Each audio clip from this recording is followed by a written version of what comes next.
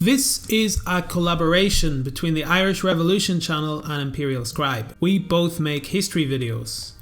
Imperial Scribe makes some pretty amazing animated videos and you should definitely check him out. I'm currently making videos about the Easter Rising and its aftermath, but I'll soon start on the Irish War of Independence, so please subscribe to both of our channels. The year is 1916. On Easter Monday, April 24th, 2,000 rebels seized various buildings in Dublin City and declared the Irish Republic at the General Post Office. Britain, busy fighting the First World War, has been taken by surprise. In Dublin City, there was only a garrison of 400 soldiers. Many of the officers were away from the city as it was a bank holiday. Britain summoned artillery from Athlone to the west, troops from the Curragh to the southwest, and Belfast to the north. Additionally, 2 infantry brigades were shipped over from England. Each brigade was made up of 2 battalions of Sherwood Foresters, and most of the men were raw recruits sent to war after between 6 to 8 weeks of training. As their captain later noted, many of them hadn't even passed their musketry course. In fact, so poorly informed were they that many of the soldiers thought they had been to France and remarked at how well spoken the natives were.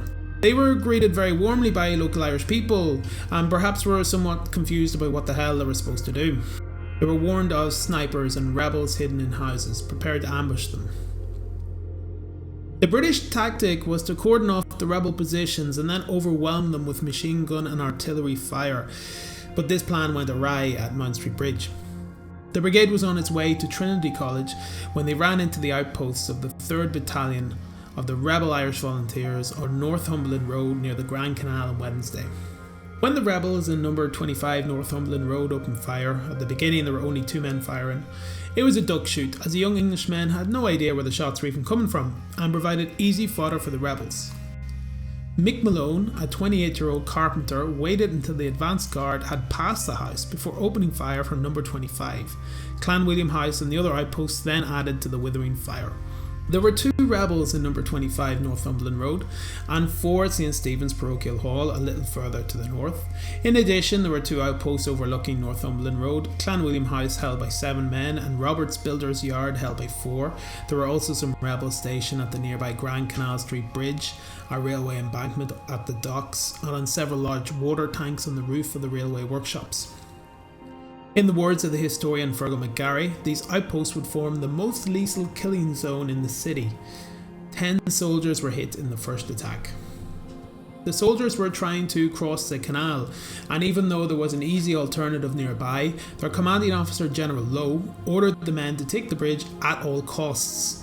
For the rest of the day, at 20-minute intervals, waves of troops led by officers with brandished swords charged up the road and were mown down by the skilled rebel marksmen.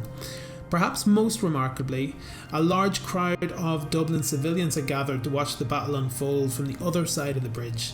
This battle had now turned into something of a spectacle.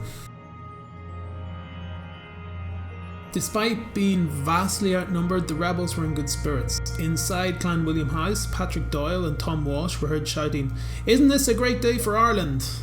And shortly after, Doyle was heard saying that he got shot in the head and was killed. Several hours into the battle, Brigadier McConchie suggested attempting a flanking manoeuvre, horrified by the huge cost of the assault. He was overruled by General Lowe, who insisted on maintaining the frontal assault at all costs. Eventually, the rebels were overpowered on Thursday, when the British brought up machine guns and explosives. 4 volunteers were killed and another captured, the rest slipped away. The fighting caused 240 casualties for the British, or if you want to think about it another way, 2/3 of the British casualties during Easter week. Perhaps the British were stuck in the mentality of the time. A similar obsession with frontal assaults would cost the lives of 20,000 men on the Battle of the Somme on the Western Front on the 1st of July alone. Eamon de Valera, commander of the 3rd Rebel Battalion in nearby Boland's Mill, did not send any reinforcements during the day, despite this being by far the most successful rebel engagement against British forces since the 1798 rebellion. No more frontal assaults like this were attempted during the Easter Rising. The British cordoned off the areas around rebel garrisons and barraged them with machine gun fire and artillery. There would be no more battles like this in Dublin.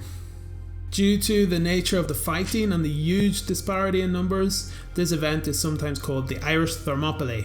This has been a collaborative effort between myself and the Irish Revolution channel.